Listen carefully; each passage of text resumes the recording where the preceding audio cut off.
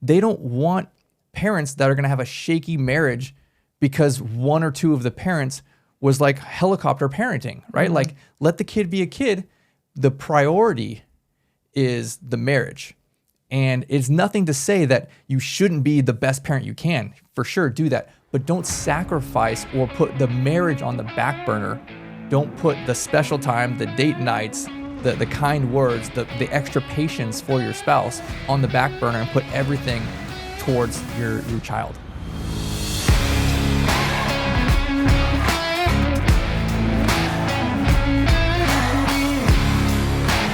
Welcome back to another episode of The Donkey and the Bee with your hosts, Brett and Laura Shonkavis. And if you don't know by now, Brett is the donkey, I am the bee, and we are coming at you talking all things marriage, entrepreneurship, and finances. Well, today we're talking about your marriage in the perspective of your kids, your marriage versus your parenting. And I wanted to start because when we were first having our first daughter she was born in 2014. So we were given this book based on referral on sleep training, and it was called On Becoming Baby Wise. And oh, sorry, he that's my cue. It's by Robert Bucknam and Gary Izzo. Thank you. I wasn't going to remember that. So it was about sleep training, right? But that's not our topic today. What I really, really loved about this book is they had this principle, this theme that was woven in through the whole thing about that your marriage is the priority over your kids. And maybe I can rephrase that. You're going to be a great parent and all that kind of stuff, but ultimately, like, the priority is your marriage. You got to take care of your marriage first, and then your kids will be successful. And I really see a problem with that because I see so many young parents, right? Especially your first kid, your second kid. Maybe by the time you get to like your sixth kid, you're like over it. Like, this little turd is gonna be just fine, right? Like, but young moms, young dads, that first kid or two, right? Everything's about the baby. It's so frantic. I have to have everything first, perfect. And a lot of times you see all of these things hustling, trying to figure out for the baby at a sacrifice to the marriage.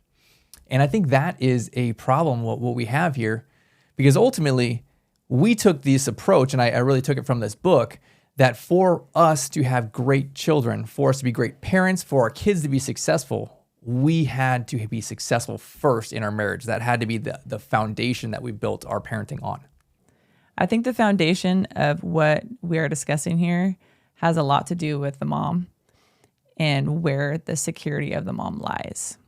If the mom finds security in having their children need her, then I think that it can stem to other problems. Whereas if the mom finds her security in a relationship with God or somewhere else, I think that is a better foundation to build that parenting and marriage on versus having it just be on, oh, my child needs me and I feel secure because my child needs me. So a lot of it has to do with the mother. I can for sure see that. I think there's a lot of times where you see a young mom, you clearly see them finding security in the neediness of their kids, right? Mm-hmm. They feel important, special because their kid always needs them.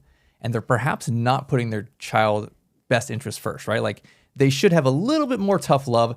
Let them grow a little bit. Let them, scrape up their knees, go play. Like, you don't have to always cling to mom's hip. Mm-hmm.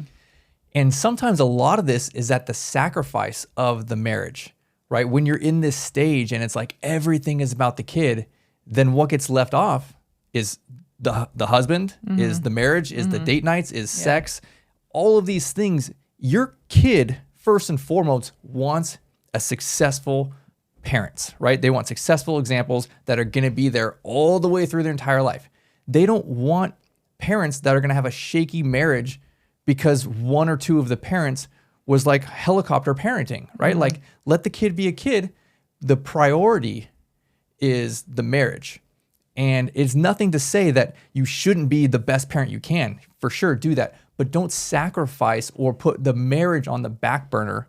Don't put the special time, the date nights, the kind words, the extra patience for your spouse on the back burner and put everything towards your child. Yeah, I think in the Baby Wise book or somewhere, I'm not sure where I heard this, it said your children come into your world. You don't go into your children's world. And that kind of put a perspective on mine, like, yeah, like we're living our life, we're going on date nights, we're working, we're doing right. And they're coming into our world. They need to acclimate to us. So we have structure, we have schedule. They need to acclimate to that, not the reverse. And so when I first heard that, I was like, wow, that's really good. That's exactly how it should be. And I think a lot of times we see it the opposite. For sure we do. So we have this motto in our family, and it's called 4. And we'll do it. We'll throw up our 4 fingers, put our thumb, behind our palm there. And it represents, it's a symbol to our girls. And we taught them so young, like, here's what this means, right? It means like we're together, right? Each one of us, we pointed out like, you're this finger, right? I'm this finger, right? I'm the tallest finger because I'm tallest. Yeah, there you are. You're the middle finger. So like, this is what it meant. It was this motto that we taught them, that it was not about you, and it's not about you, and it's not about me, or it's not about Laura, right? It is us together. Our family, there's 4 of us. We're not having any more kids. The dog doesn't make the cat, even though my daughter thinks that we should have 5 for the dog. 4 is what it is. And that's our motto of we are together. It is one family unit. It is not prioritizing the kids over the mom, the kids over the dad, the kids over the marriage, right? And I think even though we have this, it really comes back in kind of priorities, right? There's you and I are going to be together for the next 50 plus years, right? Our girls, they're going to have their own husband. They're going to have their own kids. They need to make their own motto for their own family, right? Like, they are not going to be with us the whole time. I do not want to sacrifice or put cracks in our marriage foundation to overly put our kids, put them on a pedestal, right? Like to sacrifice what we are building together. Our foundation and love for each other is what we parent on, not the other way. I think that in essence will create secure kids. I can tell you, I came from a divorced family, and I think I was pretty secure as a kid, but I think it made me kind of second guess marriage, seeing divorce, because I saw it everywhere. My friends' parents were divorced. And so I think it kind of makes you uneasy. It kind of makes you second guess relationships. And so I think having a household where the mom and the dad are putting their relationship first, I think the kids then see that and they're more secure, not only in themselves, but in relationships later on down the road. Yeah, I think that those secure kids, that's really our goal, right? Secure kids become successful adults. And that's really my position here. How do I, as a father, create successful adults?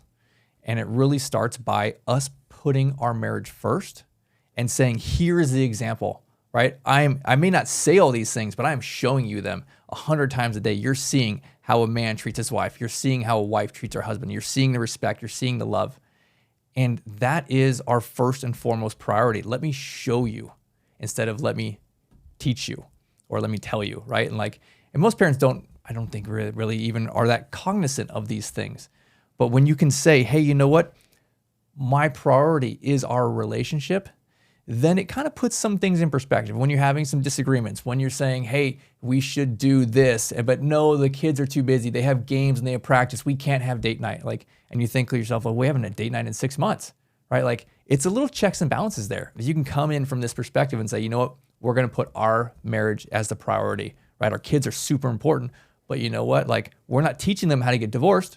We're teaching them how to stay together. And this is us teaching them how to stay together. You hear a lot of adults talking about their kids moving out. And in most cases, it's always a negative thing. I don't know if you can correct me. The empty nesters. The empty nesters, yeah, the empty nesters when their kids move out. It's like, oh yeah, my last kid moved out. It's just so quiet around the house. And it's always this somber voice. Yeah. And you can tell they're really sad. And don't get me wrong, I'm going to maybe be a little sad when they move out. But to be honest with you, I'm kind of looking forward to it. I think it's going to be a great time. It'll be different. It'll be a different lifestyle that we'll get used to it. But I think because we've built that foundation of putting our relationship first, I don't think it's going to feel that awkward or odd. We hang out with each other all the time. We go on date nights. So it's not, I feel like it's not going to be a huge transition for us. Yeah. Well, some families, everything revolves around the kids, right? So the baby stage, yeah, I understand that. And then it gets going into sports or academics or all these different things, right? You become the shuttle, right? You're just the Uber mom going from spot to spot to spot, right? Nothing about you or the marriage or anything like that. And we said, here's our priorities, right? Our marriage is that priority. So there's a lot of things we just say no on the girls. Like, no, we don't have time for that. No, we're not going to sacrifice these things. No, 4 is our motto. We're doing this together. We're having family dinner almost every night together, right? That's just what we do. And you know what? Your friends can wait. You can go play another time. You can go hang out another time. Or there's things that we make them do, like go to concerts with us. Even if they don't want to go, I'm like, no, you're going. This is a family affair. You're going to the concert with us. It's an appropriate concert for kids. And so, yeah, we actually won tickets to a concert, and they were like, oh, we're not going with you, right? And we're like, yes, you are. You're going with us. This is a family night. Damn right. Yeah. But I think that this stage of life, when you're parents, I mean, you have your kids in your house for 18, 20, maybe 25 years, hopefully not longer. But your marriage it's not 25 years, 20 years, right? Your marriage is 50 years, 60 years, right? Like, we've been married almost 20 years. We got at least another 40, 50 years together, maybe longer, right? Like, we have to prioritize what we have, because honestly, in the perspective of things, us having our kids in our home is what, 1/3, 1/4 of our entire marriage, right? Like, why would you make everything about 25% of this time period? Right? Like, you and I are together forever. This is the core of it. Our girls, they're going to be together forever with hopefully their own husband, right? And I want them to take this principle with it. Thanks for joining us on another episode of The Donkey and the Bee. We have one ask from y'all, just one. If you got anything from this episode or any prior episodes, please like and subscribe. It'll reach a ton more people if you do so, and so we would really appreciate that. We will see you on the next one.